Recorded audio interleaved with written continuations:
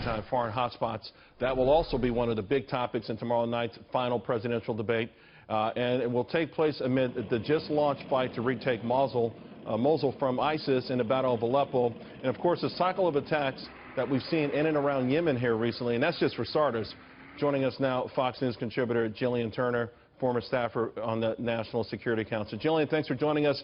Let's start with the Middle East. Let's start with this push for Mosul. Already we're hearing that the fight is a little bit tougher than they thought. Are the Iraqi forces up to it?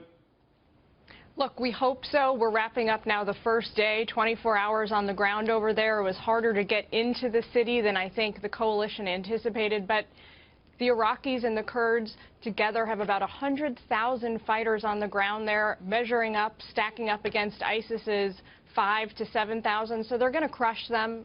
There's no question. It's a matter of how long it takes. Everyone's hoping it's going to take less than a few weeks, but we're not sure yet. And the idea, though, what a lot of people are worried about, we've got this overwhelming force, this shock and awe, if you will, but what happens once the city is retaken and the American forces pull back, maybe eventually even leave the country? Are we concerned, or are we sure that they can hold it if ISIS returns? That is a smart question, and it's one that everybody should be asking when they're talking about this, right? It's one thing to go in and overwhelm with force. We did that in Iraq. We did that in Libya.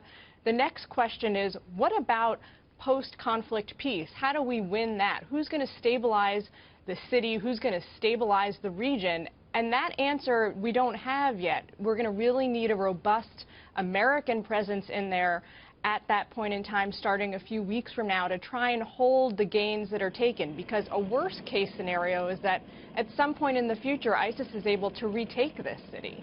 Raqqa, Aleppo, and other towns that pose some sort of that we need to either take action or completely sever ties. But we've seen the humanitarian carnage in Aleppo. What is the right way to proceed there?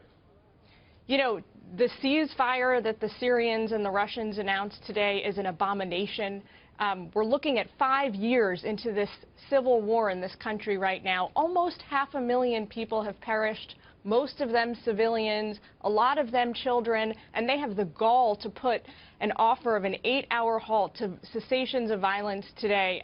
It's enraging. It's not even enough time for humanitarian aid organizations to get inside the city of Aleppo at this point. So the entire thing is a sham. The best way forward here is really for the United States to, we've pulled out, we're not talking to the Russians about this anymore, but to continue to put diplomatic pressure on them behind the scenes to try and get them to do the right thing here. Real quick, Gillian, China flexing its muscles, man-made islands, really a belligerent threat to the world, perhaps sparking an arms race in Asia.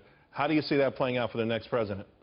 Well, look, I wouldn't be surprised if we hear that raised tomorrow, either by Chris Wallace or by the candidates themselves. China's being very bullish in the region. We've seen their provocations in the South China Sea.